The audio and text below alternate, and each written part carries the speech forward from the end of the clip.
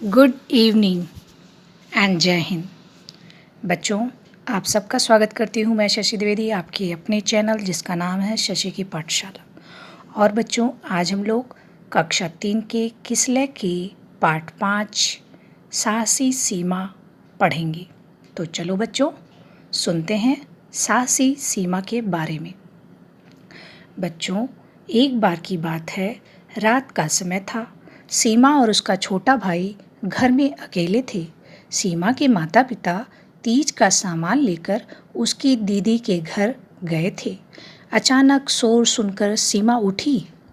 बाहर हल्ला हो रहा था, भागो भागो भागो भागो, बचाओ बचाओ, गांव में बाढ़ आ गई है। सब इधर उधर भाग रहे थे, परेशान थे। अब सीमा ने दरवाज़ा खोला। बरामदे में तेजी से पानी बढ़ रहा था। वह भागकर कमरे में लौटी और छोटे भाई को जगाया। सीमा और उसका छोटा भाई घर का सामान ऊंची जगहों पर रखने लगे। लेकिन ये क्या, देखते ही देखते बाहर का पानी कमरों में भरने लगा। थोड़ी ही देर में पानी कमर तक आ गया। सीमा बरामदे में आई तो उसे लगा कि वह पानी में डूब जाएगी। सीढ़ी लगाकर उसने तुरंत अपने भाई को छत पर चढ़ाया और खुद भी तेजी से ऊपर चढ़ गई।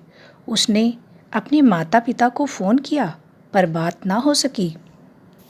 वह बहुत परेशान हो गई कि क्या करें।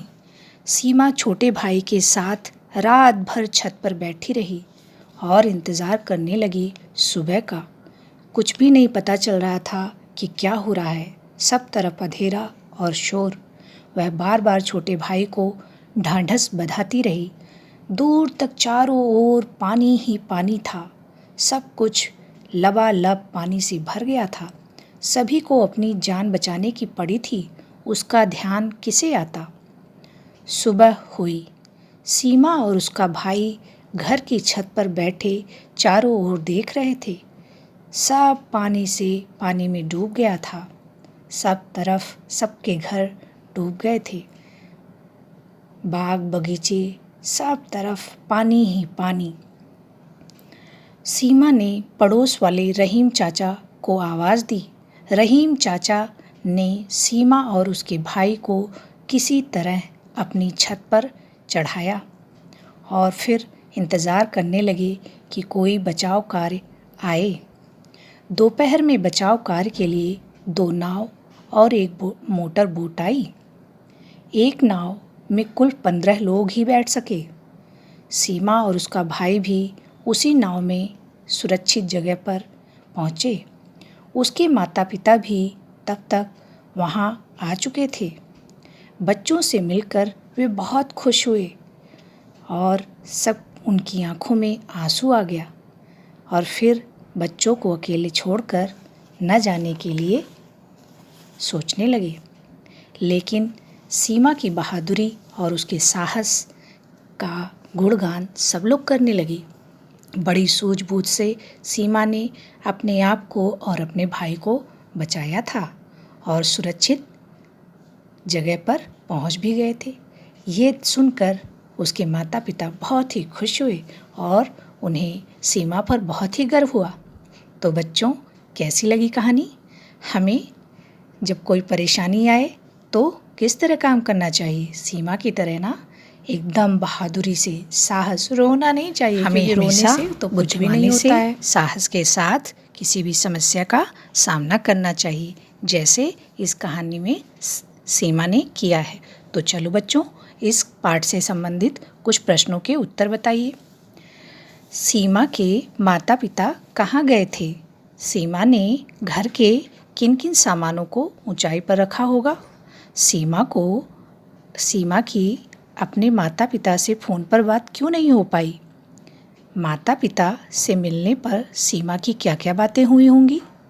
बच्चों, अब आप सोचकर बताइए कि आपदाएं अचानक आती हैं, जैसे भूकंप, बाढ़, आग लग जाना, बादल फटना, बिजली गिरना, ये सब क्या है? आपदाएं हैं जो अचानक आ जाती हैं और प्राकृतिक होती हैं।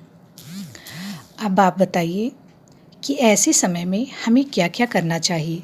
जब इस तरह की आपदाएं आएँ तो क्या करना चाहिए और कौन कौन से सामान को लेकर हमें ऊपर, जैसे सीमा ऊपर गई, छत पर गई, तो उसे कौन कौन सी चीज़ें ले जानी चाहिए थी। टॉर्च ले जाना चाहिए था, मोबाइल, कुछ खाने पीने की चीज़, क्योंकि बचाव कार्य कब तक आएगा ये तो किसी को पता नहीं रहता। तो कुछ खाने पीने की चीज़ें, रस्सी और कुछ माचिस, ऐसी चीज़ें ले जानी चाहिए जिससे तुम रोशनी कर सको। कुछ सूखी चीज़ें खाने पीने के लिए ले जानी चाहिए। रस्सी इसलिए ले जानी चाहिए जिससे आप कहीं जा सकें। कुछ प्लास्टिक की चीज़ें ले जानी चाहिए, ठीक है। तो इस तरह से आप भी हमें सोच कर बताइए कि अगर कुछ आपदाएं आती हैं ऐसी, तो हमें किन किन बातों का ख्याल रखना चाहिए। ठीक है बच्चों, तो आप सब लोग सोचिए और सतर्क रहिए और हमें कमेंट करके बताइए। फिर मिलेंगे हम लोग किसी नई कहानी के साथ। बाय बाय बच्चों, थैंक यू।